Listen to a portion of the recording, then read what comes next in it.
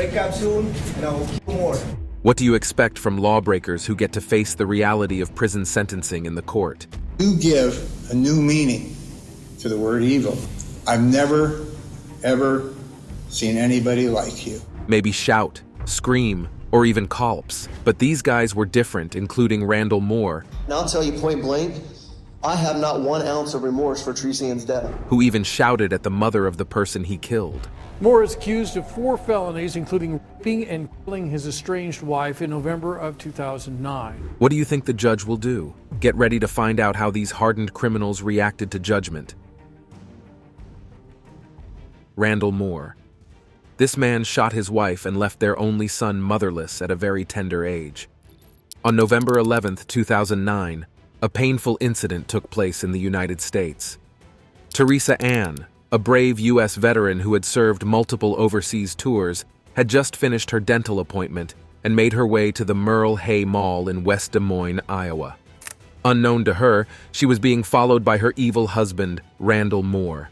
To express this man as cruel could be a way of undermining his evil acts. As Teresa Ann got into her car, Randall blocked her in, leaving her trapped. With fear gripping her heart, she was forced into his vehicle, and they sped away.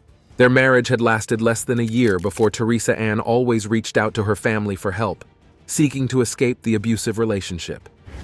On one occasion, they came to her aid, picking her up from work and providing a haven for her and her 6-month-old son at her aunt's home. Teresa's body was badly battered with physical scars of her ordeal, with bruises on her face, arms, neck, and back, along with rug burns. During a supervised visitation with their child, Randall's behavior was upsetting. He was seen pacing around her aunt's house, muttering about not giving her permission to leave, and even mentioning buying shotgun shells from Walmart. Before leaving, he threatened the family that they would pay for their actions. But it was not an empty threat. True to his warning, after kidnapping Teresa Ann, Randall took her back to their apartment, where he subjected her to further torment. He left momentarily, only to return with a 12-gauge shotgun. As Teresa Ann pleaded for her life, Randall callously fired 2 shots at close range, forever silencing her cries. Des Moines officers swiftly responded to the scene, but not without their share of Randall's brutality. Officer Todd Rowland, just stepping out of his car, was shot in the hand and rushed to the hospital. However, Moore was arrested and prosecuted, but this time, he shocked everyone with another show of his vicious and heartless mind. Randall's trial began a year later, and after 1.5 weeks, the jury delivered their verdict: guilty on all 4 charges. While tears of relief flowed among Teresa Ann's grieving family, Randall remained emotionless and unaffected. During his hearing, as Teresa Ann's mother read her victim impact statement, Randall interrupted, demanding that she read a journal where Teresa Ann expressed her hatred towards him. He made pointless statements, attempting to gaslight the courtroom, and even boasted about his parenting and marital skills. His lack of remorse was evident, as he declared that he had not even a bit of regret for Teresa Ann's death. The judge, unable to hide his shock, responded to Randall's tirade, expressing disbelief at his words and acknowledging the true nature of his character. Randall was sentenced to 3 consecutive life terms and 25 years for the attempted murder of Officer Rowland. You would describe Randall as a devil, but wait till you hear the story of this next convict. Keith Ferguson. The events surrounding Keith Ferguson's actions in court were nothing short of shocking and deeply troubling. Keith faced a dozen charges, including 2 counts of murder, 2 counts of first-degree home invasion, and wearing body armor during the commission of a violent crime. The circumstances leading up to this tragedy began in September 2014, when Tiffany Ferguson filed for divorce from Keith, her husband of many years. Tiffany, a loving mother of 4 and an active member of her community, realized that she and Keith were fundamentally different. While she possessed warmth, generosity, and a vibrant personality, Keith seemed distant and disengaged. The simple act of Tiffany taking up running became a point of contention, and Keith's behavior escalated to the point where he would break her glasses and invade her privacy by snooping through her phone. The first court appearance was scheduled for November 21, 2014, where Tiffany hoped to finalize the divorce and start anew in a new home. However, tragedy struck 3 days before the hearing. On November 18 of the same year, Keith armed himself with an arsenal of firearms, donned body armor, and carried explosives. He confronted Tiffany at their Cold Springs Township home and callously fired 3 shots at her in front of their 4 children, aged 3, 9, 11, and 13. But Keith's heinous acts didn't end there. He forced the terrified children into his vehicle and drove them to their grandfather's home in Excelsior Township. Once inside the house, he shot Tiffany's father, James Weber, right in front of the children. The traumatized kids sought refuge in their neighbors' homes, one of whom happened to be a Kalkaska sheriff's deputy. The deputy immediately called on 911, informing them of the situation. For the next 7 hours, Keith engaged in a tense standoff with law enforcement. During this time, he made disturbing references to military terms while communicating over the phone. Finally, in the early hours of the next morning, the standoff came to an end. Keith released the hostage and surrendered. From the very beginning, Keith's court appearances were marked by disruptive and belligerent behavior.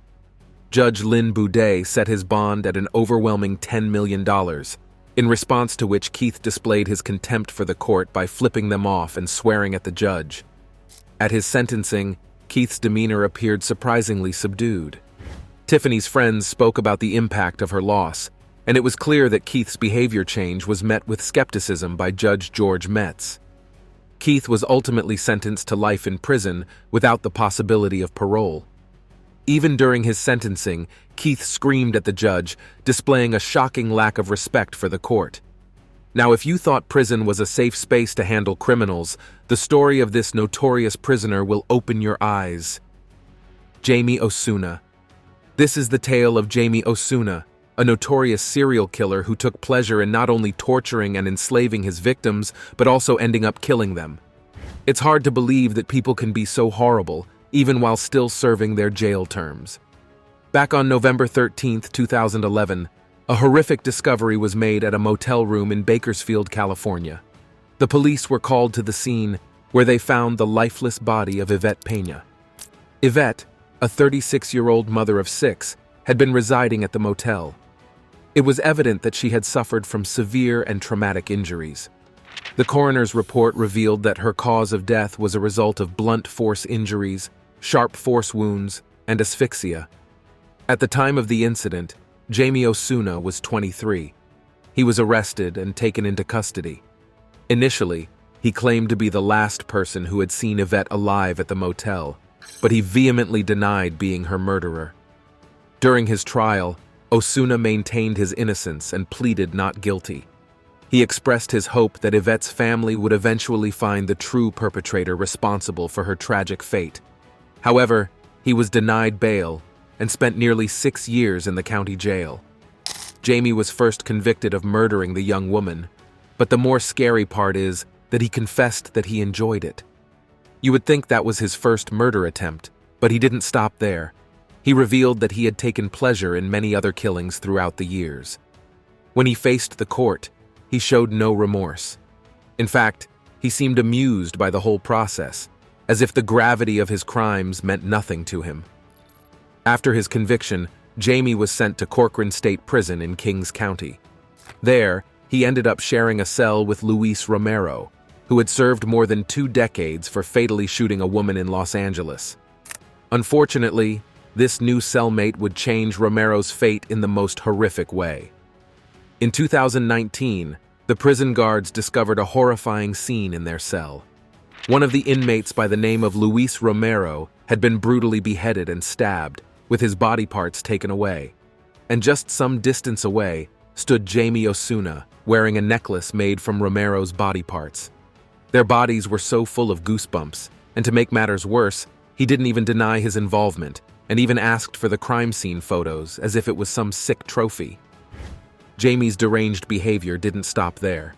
During his time in prison, he continued to add tattoos to his face, further reflecting the darkness within him. Some women are virtuous, while to others, it is never a bargain, and they make sure their names are well sculptured on the barbaric stones of cruelty. You won't believe how this woman became the third woman in the history of the UK to get a life sentence. Joanna Dene. Joanna Dene, born in August 1982 in St. Albans, Hertfordshire, had a troubled background. She grew up in the nearby town of Hardened and was a mother to 2 young children at the time of her horrific killing spree. Dene's twisted mindset led her to specifically target men, expressing her desire not to harm women, especially those with children. In a chilling conversation with her acquaintance Lloyd, she revealed her aspiration to kill a total of 9 men, driven by a desire to emulate the notorious criminal couple Bonnie and Clyde. She saw stabbing men as a form of entertainment, demanding her accomplice, Stretch, to participate, stating, "I want my fun. I need you to get my fun." Her distorted mindset was further revealed when she admitted to a psychiatrist that she found murder to be addictive. Her reign of terror unfolded in March 2013 in the city of Peterborough, England, where she claimed the lives of 3 men. Łukasz Slabojewski, 31, Kevin Lee, 48, and John Chapman, 56, all fell victim to her heinous acts. Kevin Lee played multiple roles in Joanna Dene's life. He was not only her lover, but also a property developer and landlord. Łukasz Slabojewski, a Polish national, became acquainted with Dene due to their shared interest in alcohol and drugs. John Chapman, on the other hand, was a housemate of Dene's. The timeline of events indicates that Slabojewski was killed between March 19th and 29th, while both Lee and Chapman lost their lives on March 29th. Lee's body was discovered the following day near Newborough, and it was revealed that Dene had callously dressed his lifeless form in a black sequined dress before discarding it. The bodies of Slabojewski and Chapman were found on April 3rd near Thorney, displaying evidence of stab wounds. In the aftermath of the killings, Dene enlisted the help of her friend Gary Stretch, formerly known as Gary Richards. They traveled to Hereford, where Dene randomly selected and stabbed 2 men, both of whom miraculously survived. These victims were innocent dog walkers, and she even stole the second man's canine companion. Once apprehended, Dene spared the justice system a prolonged trial by pleading guilty. However, she made sure to leave an indelible mark during her time in court. At just 31 years old, she stood before the judge and openly admitted to the murders. But what was truly chilling was her complete lack of remorse. Throughout the proceedings, she smirked, laughed, and even shouted out derogatory words, displaying a shocking disregard for the gravity of her crimes. While in prison in 2018, Dene sought permission to marry her cellmate, Haley Palmer, which caused concern for Palmer's family over her safety. That same year, both Dene and Palmer attempted suicide in a joint pact. In June 2020, reports emerged that Dene had entered into a relationship with another prisoner, Emma Aitken, who was serving a 12-year sentence for her involvement in a murder case. That's not all. In May 2021, it was once again reported that Dene and Palmer, who had been released from a 16-year sentence for robbery, intended to marry. People keep wondering what kind of a woman she is. Her story is never a succor and encouragement to womanhood, but rather a venomous spill on humanity. Illegal immigrants are expected to be discreet and law-abiding, but what happens when one decides to show off his craze in another man's country? Louis Bracamontes. In 2014, Louis Bracamontes opened fire on police officers, taking the lives of 2 of them and injuring another officer and a civilian. Now here's the thing about Louis.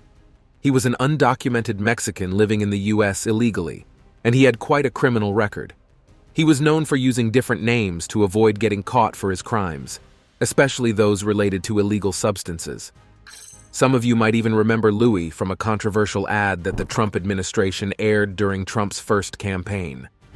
In that ad, Trump claimed that Democrats allowed Louis into the country and let him stay.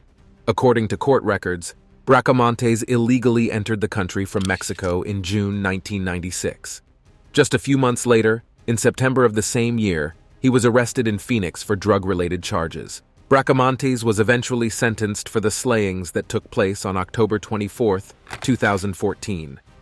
These killings occurred during a crime spree that lasted throughout the day, starting in the parking lot of a Motel 6 on Arden Way and concluding in Auburn. Several family members and friends of the slain law enforcement officers, Sacramento County Sheriff's Deputy Danny Oliver and Placer County Sheriff's Detective Michael Davis Jr., gave emotional statements in court before Bracamontes was sentenced in Sacramento Superior Court. Throughout the trial and sentencing, Bracamontes continued to display outbursts and unusual behavior, which was consistent with his previous conduct. As a result, he was removed from the courtroom. Sacramento Deputy Scott Braum, who was Oliver's partner, expressed his heartbreak over the events, while Bracamontes grinned broadly. Anthony Holmes, a motorist who was shot 5 times by Bracamontes, stated, "He changed my life, and I just want to say, we just need to hang him." The statements made by those affected by Bracamontes' actions reveal the deep pain and anger caused by his crimes. The impact of his violent acts was felt not only by the families of the law enforcement officers he killed, but also by innocent individuals like Anthony Holmes, whose life was forever altered by the encounter. Emotions ran high during the proceedings, underscoring the profound loss and the desire for justice among those affected. Lewis is a seriously dangerous individual, and the courts didn't go easy on him for his latest crime. In fact, he was given the death penalty for the murder of Sacramento County Sheriff's Deputy Daniel Oliver. But here's the shocking part. Throughout the trial, Lewis behaved like a buffoon. He laughed and smiled during victim statements and the defense's testimonies, and when he was sentenced to death, he smiled and clapped. The guy showed absolutely no remorse. It's chilling to think about the lives of those police officers that could have been saved if Lewis hadn't been granted parole after his previous encounters with the justice system. Nobody really knew how violent and dangerous he could be until it was too late. It just goes to show how important it is to keep individuals like him behind bars early enough that they can't cause harm to innocent people. In today's subscriber's pick, we are greeted with a very emotional image of this young lad who had lost his mum during the massive car collisions at Waukesha Christmas Parade in 2011. His agonizing demeanor is so pitiful that you'll think the guy behind it will feel the same. But oh no, his actions in the court were so chaotic that the jury escaped for their dear lives. However, he paid the piper. But this guy is not the first to shun a judge and ridicule the litigation process. We have made a list of most dangerous convicts who showed no remorse in court. Do you think their responses were reflex from the shock of their judgments or the shortfall in time to inflict more pains in the community? Tell us what you think in the comment section. Isaiah Gardenhire. This guy is a perfect example of a human being turned monster due to the heinous acts he committed against a mother and daughter. The details of these crimes are so horrific that it's difficult to put them into words. He went on a 2-day crime spree that ended with him brutally victimizing a 13-year-old girl right in front of her mother. His sentencing took place in Michigan, and the judge described the case as the worst he had seen in his 37 years of experience. Now, you won't believe what this guy did. According to reports from MLive.com, the victim's mother, who was also a victim of Gardenhire's crimes, provided a harrowing victim impact statement during the sentencing. She described how Gardenhire broke into their home on the evening of June 6th and brutally abused her sexually right in the presence of her mom and siblings. Meanwhile, he also threatened to harm the mother and her children. She recounted the terrifying moments when Gardenhire threatened to harm her unborn child, and the smile on his face as he spoke about cutting the child out of her body while her other children watched. The mother managed to escape from Gardenhire and sought help from neighbors while he chased her. Unfortunately, Gardenhire chose to return to the house and commit the heinous acts against Adri. The police eventually surrounded the house, and Gardenhire was arrested the following day after allegedly holding another couple hostage and committing further sexual acts. Isaiah Gardenhire pleaded no contest to charges of second-degree murder, unlawful imprisonment, and assault with a dangerous weapon. In exchange for his plea, other charges including first-degree criminal sexual conduct, home invasion, and armed robbery were dropped. The sentencing resulted in a prison term of 75 to 120 years, with Gardenhire becoming eligible for parole at the age of 116 due to state law requirements for second-degree murder sentences. The judge presiding over the case, Mark H. Duthie, referred to the crimes committed by Gardenhire as flat-out evil, and stated that he deserved no consideration from the court. The judge emphasized that Gardenhire should spend the rest of his life behind bars. But what makes Garden even more disturbing is his complete lack of remorse, a video footage from his sentencing showing him yawning in the courtroom. Not only were the crimes themselves shocking, but he willingly confessed to another crime during a separate home invasion. By admitting to this additional offense, he added several more decades to his sentence. It's clear that he had no regard for the consequences of his actions. He was willing to spend a lifetime in jail just to ensure that the full extent of his crimes was known. The level of heartlessness and disregard for human life displayed by Isaiah Garden is truly alarming and should never be heard. Do you think evolution has made the human heart so hardened that even a lad can pull the trigger on someone? Michael Swanson. Michael Swanson's story is one that vibrates the kidneys and leaves you with a knot in your stomach. It's hard to understand the darkness that resided within him when he committed these grievous acts, making it to the list of the most dangerous convicts who showed no remorse in court. Now, he is only a 17-year-old boy, but his hearts are welded with rods that he spares no space for feeling. One day, armed with a stolen gun and wearing a mask, he walked into a store called Come and Go simply to rob and kill. In a matter of moments, he took the life of Sheila Myers, a 61-year-old store clerk, and then escaped with a measly $31 and some cigarettes. But that wasn't enough for him. Before the day was over, he struck again. Another store, another innocent victim. Vicki Bellman Hall, a 47-year-old store clerk, found herself face-to-face with this cold-blooded teenager. She had no idea that this encounter would be her last. Swanson, devoid of any empathy or regard for human life, shot her without hesitation. What kind of person could commit such heinous acts? Swanson's motive was revealed, and it was far from what anyone would expect. It wasn't just about money or material possessions. No, he wanted something else entirely. He wanted power. He craved the feeling of control and dominance that came with taking someone's life. His twisted plan didn't end there. He boasted about his intentions to kill his parents once he turned 18, as if it was some chess game, but luck ran against his timeline. During his trial, the courtroom was filled with a mix of shock, anger, and sorrow, but this guy felt fulfilled as he grinned all the way in the courtroom. Even a media broadcast labeled his case as that of a laughing killer. As the guilty verdict was delivered, he had the audacity to flip off the TV cameras and smile. It was a chilling display of his lack of remorse, a glimpse into the darkness that consumed him. But the story doesn't end there. As he was led out of the courtroom, another trial awaited him. The murder of Vicki Bowman Hall was yet to be addressed.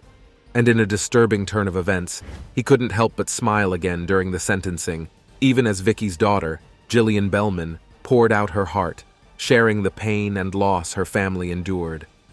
The judge, with a stern voice, admonished Swanson, warning him that if he wanted to keep smiling, he would have plenty of time to do so behind bars. It was a small moment of justice, a brief glimpse of the court's power to bring some semblance of order to the chaos he had created. Michael Elijah Adams.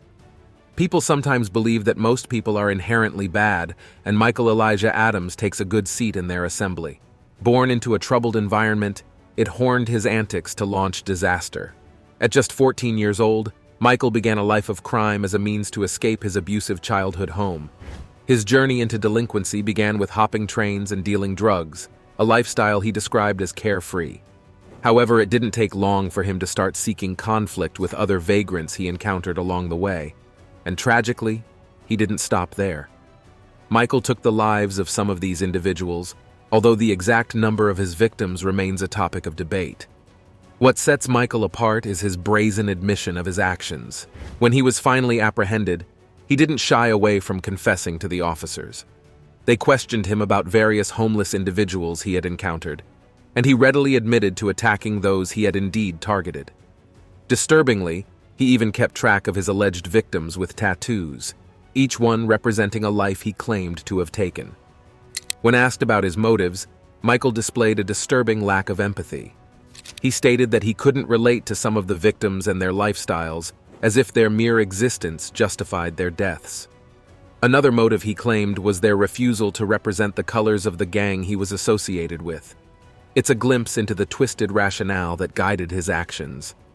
While he was charged with the killing of Robert Allen Chassereau 2006, he kept shouting, "I'm proud of what I did. I'm a necessary part of society." He seems unfazed by society's label of him as a serial killer, instead embracing the notion that he is an enforcer.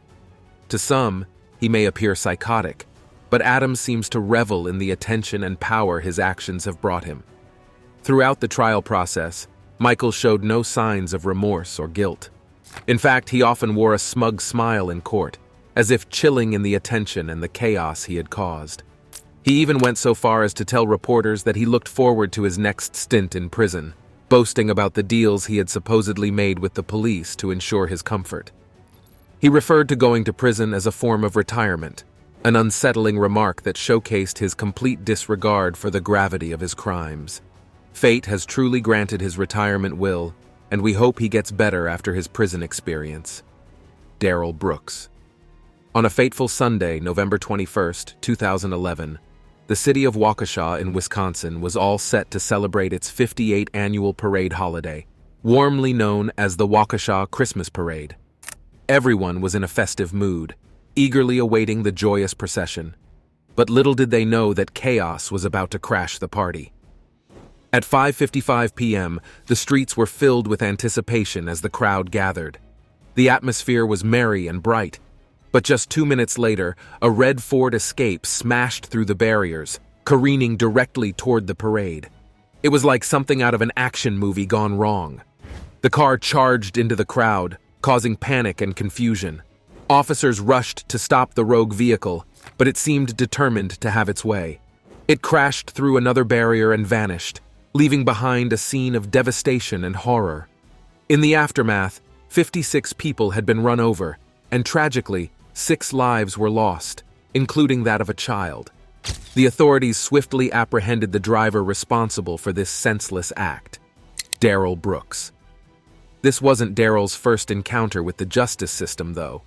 Dating back to 1999, he had accumulated quite the rap sheet, with charges ranging from drug possession to obstructing an officer, battery, and even bail jumping.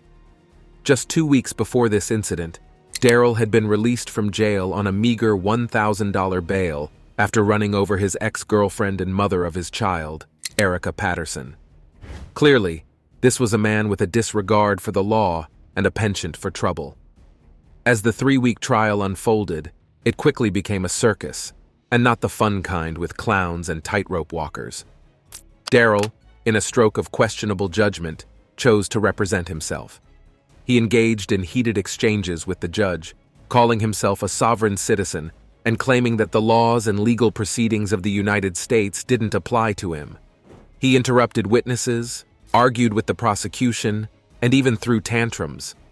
At times, the judge had to order him to be removed from the courtroom due to his disruptive behavior. There was even a moment when he stripped off his clothes and held up placards like a defiant toddler. Throughout the trial, Daryl's antics continued, even during recess. It seemed like nothing could rein him in. But the judge stood firm, repeatedly reminding him of courtroom decorum and the seriousness of the situation. When the jury finally delivered their verdict, guilty on all 76 charges, Daryl's eyes rolled so much they could have won a prize at a carnival game. He sat with a Bible in front of him, flipping through the pages and praying, trying to maintain some semblance of composure. He even dared to challenge the judge when she threatened to remove him if he didn't behave. Finally, the judge had enough. She delivered a scathing statement, expressing how Daryl's complete lack of remorse and empathy made him a danger to society. And with that, she threw the book at him, sentencing him to 6 counts of life in prison without the possibility of parole, along with an additional 762 years. Thank you for watching and see you in the next video.